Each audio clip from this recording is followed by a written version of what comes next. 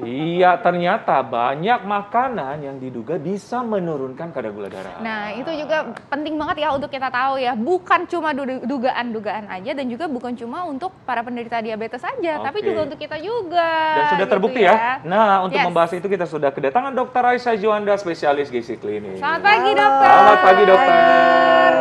Yang selalu manis ya, dok? Selalu manis, gitu ya.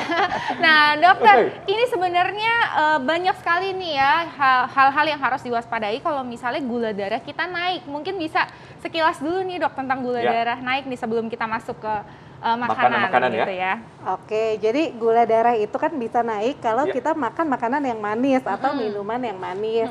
Nah, makanan yang manis itu yang seperti apa? Yang indeks glikemiknya itu tinggi. Jadi dibilang tinggi kalau di atas 70.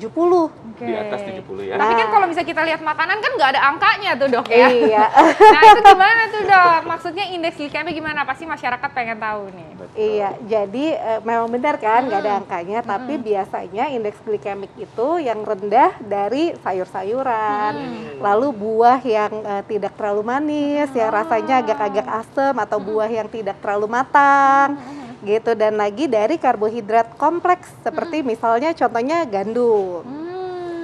Gitu. Oke, dokter. Kita langsung saja ke fakta mitos nih. Nah, daripada gula darah kita tinggi menjulang nih, dokter, ada fakta mitos nih. Dan menyebabkan berbagai penyakit kan? Ada fakta mitos nih, dokter. Konsumsi seafood, termasuk ikan dan kerang, dapat membantu mengontrol kadar gula darah. Fakta atau mitos? Ya, ini ternyata fakta. Fakta. Iya, fakta. Karena seafood ini sebenarnya tidak mengandung karbohidrat. Jadi karbohidrat itu kan termasuk sumber gula ya.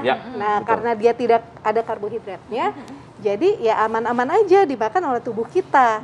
Gitu. Selain itu seafood ini sendiri juga mengandung omega 3 yang baik untuk pembuluh darah, jadi lebih lancar dan gula darah pun bisa terkontrol. Setuju. Oke, nah ternyata ya. Nah, kemudian nih, dokter, ini ada nih segar-segar pagi-pagi biasanya ya. Langsung yogurt nih, dok. Ternyata katanya rutin konsumsi yogurt itu baik untuk mengontrol gula darah. Fakta atau mitos, dokter? Ya, ini ternyata juga fakta. Fakta, wah. Nah, yogurt. Oh, tapi balik lagi ya, tergantung jenis yogurtnya.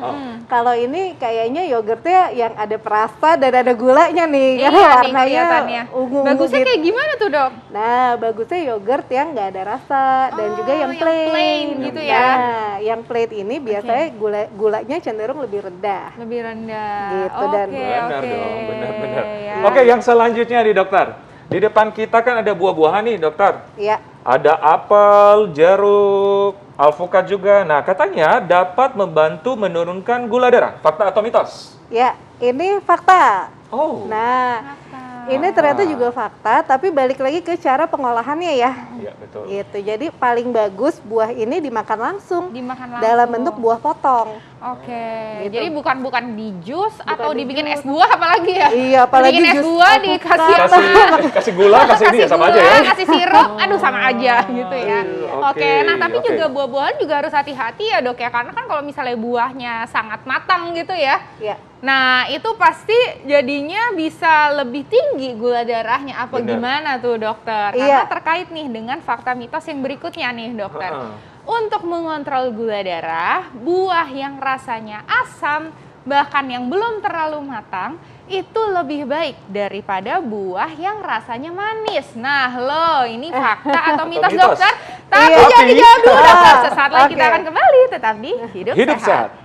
Kembali lagi Hidup Sehat, pemirsa, masih ngomongin yang manis-manis sama yang manis-manis gitu ya.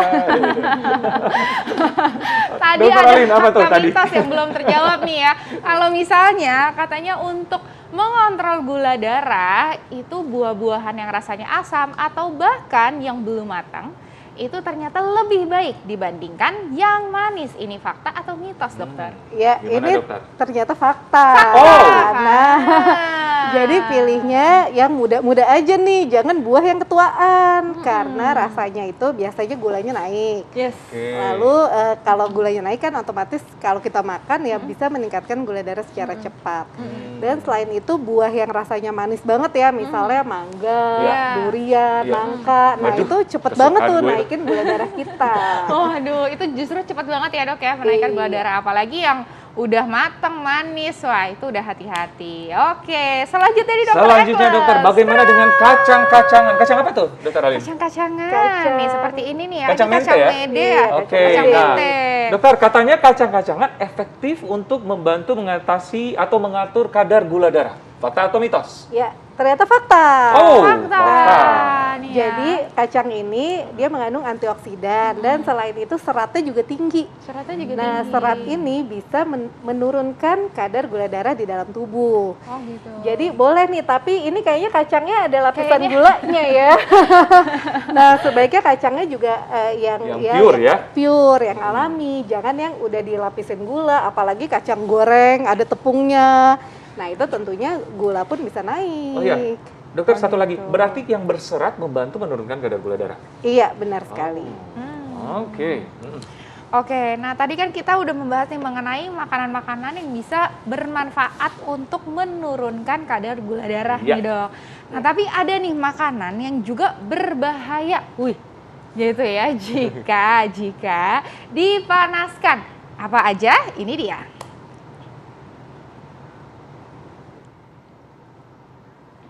Nanti ternyata. Dokter Ali, jangan cepat-cepat. Ini kita masih membahas yang manis-manis nih. Aduh, buru-buru ya kalau misalnya, soalnya kalau misalnya ada bahaya-bahaya itu biasanya bikin deg-degan. Iya, pantesan tadi Gitu ini ya, kan. langsung ini ya. Nah, kita bahas yang baik-baik Ya aja udah, deh. ini tadi ya kita juga mau membahas nih, katanya kalau misalnya yang kacang-kacangan seperti ini, apalagi yang digoreng, kadang-kadang malah minyaknya malah tinggi gitu ya, Dok ya. Iya, benar. Nah, itu malah juga berbahaya juga ya, Dok ya. Iya. Dokter Alin, nah ternyata ini dia yang berbahaya. Kita lihat dulu yang satu.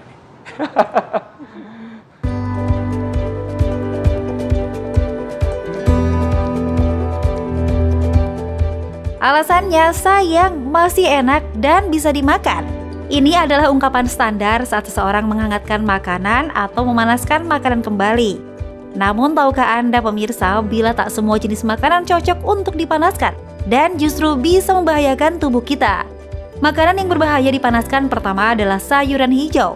Meski memiliki manfaat bagi kesehatan karena mengandung nutrisi penting bagi tubuh, namun sayuran hijau bisa berubah jadi racun karena saat dipanaskan, ia justru mengeluarkan zat karsinogenik penyebab kanker.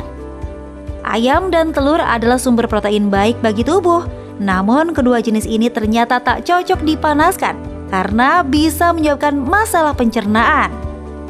Makanan berikutnya adalah gorengan. Makanan yang digoreng jelas mengandung banyak lemak di dalamnya yang bisa berdampak buruk pada tubuh. Nah, saat makanan ini dipanaskan kembali, penumpukan lemak jahat akan semakin tinggi dan berisiko menyebabkan kolesterol hingga obesitas. Makanan bersantan memang lezat dan menggoda. Rasanya yang gurih membuat kita ketagihan untuk mengkonsumsinya, apalagi dalam keadaan hangat. Dijamin selera makan semakin bertambah.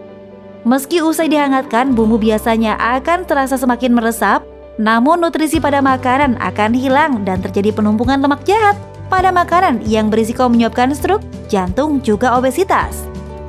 Makanan terakhir yang berbahaya bila dipanaskan adalah nasi, yang bila dipanaskan lebih dari sekali akan menimbulkan keracunan saat dikonsumsi.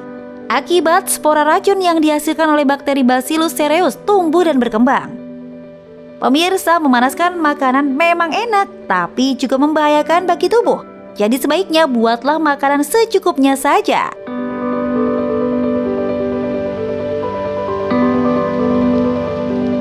Wow, ternyata kita harus bijak juga dalam memanaskan makanan ya. Iya. Ternyata ada makanan-makanan tertentu yang kadang-kadang yang kita konsumsi tiap hari, Betul. termasuk nasi. Termasuk nasi yang gula darahnya pun bisa bikin kita Iya, naik juga gitu ya. Dan juga bener. berarti bijak juga itu juga dalam bukan hanya memanaskan, tapi juga bijak juga dalam membuat masakan. Jangan banyak-banyak juga gitu ya, secukupnya aja gitu Ibu-ibu ya. memang paling tahu ya. Betul, Ibu-ibu memang paling ya tahu. secukupnya aja, nggak usah mikir, aduh ya mumpung saya lagi masak aja sekalian buat satu 1 minggu ya jangan Beb gitu. Siap, ya. Ibu.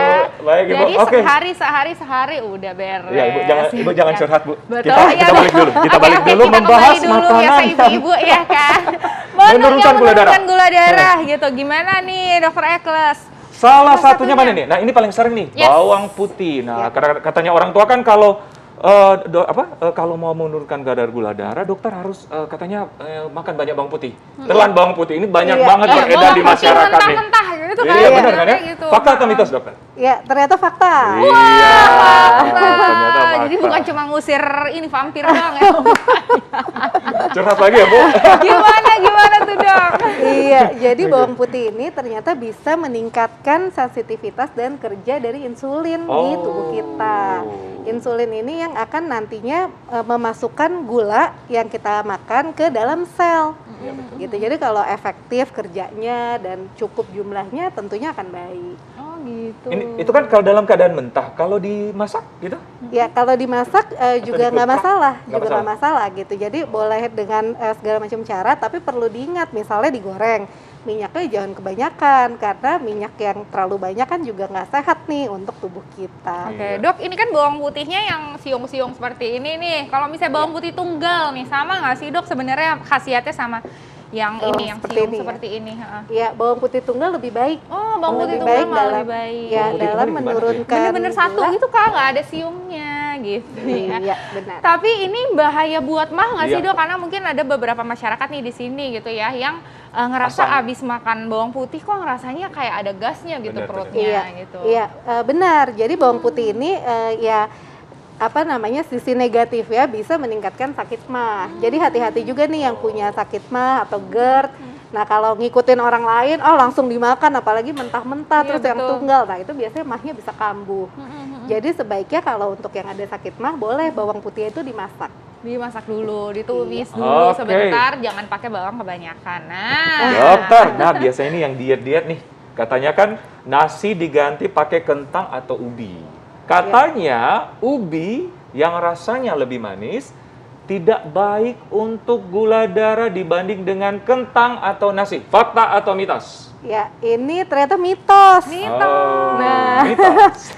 Mitos. Jadi meskipun ubi rasanya manis ya, lebih Ya. manis dari nasi ataupun kentang.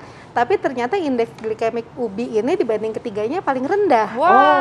Nah, jadi Enak dong ya udah manis tapi lebih aman gitu ya. iya benar. Selain itu ada vitamin-vitaminnya juga ya, vitamin A, beta karoten gitu. Jadi boleh banget nih ubi. Diapain dokter? Ubinya biasanya direbus, dibakar, atau Ya. dan berapa banyak dok yang kita konsumsi?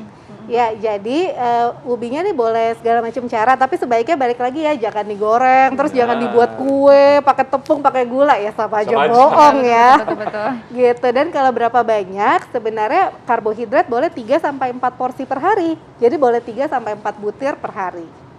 Oke Baik. deh, dokter. Ini dokter, fakta atau mitos bahwa kalau misalnya kita berhenti total ya konsumsi gula dan makanan-makanan yang manis-manis ya, makanan dan minuman yang manis-manis itu bisa menurunkan gula darah. Ini fakta atau mitos, dokter?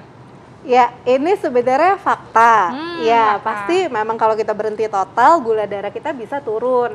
Tapi hati-hati terjadi hipoglikemi. Satu. Nah, atau gula darahnya itu turunnya terlalu drastis, nggak baik juga untuk tubuh kita.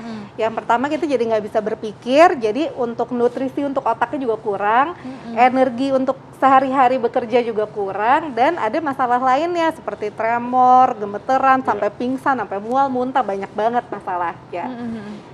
Benar. Oke dokter. Tips. Jadi jangan berhenti total juga gitu ya, Dok ya. Iya, secukupnya. Secukupnya. Secukupnya dan pilihlah dengan bijak ya. Betul. Oke dokter, Nah, tipsnya untuk menurunkan kadar gula darah lewat makanan-makanan yang ada di depan kita dokter. Ya, jadi makanan-makanan yang di depan sini nih sangat baik ya untuk membantu menurunkan gula darah. Labu ya, ada labu ya. Ada labu, ada kacang-kacangan, tapi kacang yang pure ya, Yang jangan yang pure. dilapisin gula. Lalu juga yogurt yang plain yogurt, dan juga perbanyak sayur dan buah-buahan, dan pilih buah yang rasanya asam dan tidak terlalu matang. Oke. Kalau buah berapa banyak yang dikonsumsi? Ya, buah bisa Untuk 3. menurunkan, Oke, bisa 3 sampai 4 porsi per hari juga masih boleh. Oh, Oke. Nah, baik deh kalau begitu nih, apalagi buah-buahannya konsumsilah juga yang warna-warni juga ya dok ya, supaya kita bisa dapetin antioksidannya juga gitu. Terima kasih dokter. Terima kasih banyak dokter Raisa nih ya. Nah ini nih yang suka main-main sosmed. Nah siapa nih di sini ya? Siapa? Yang suka main-main sosmed biasa netizen maha benar ya kan? Suka julid, suka iri, suka nyinyir. Waduh. Nah gitu ternyata hati-hati loh. Kalau keseringan tanda kelainan jiwa nggak sih? Hah, jangan-jangan ya. Kita bahas sesaat lagi, tetap di Hidup Sehat.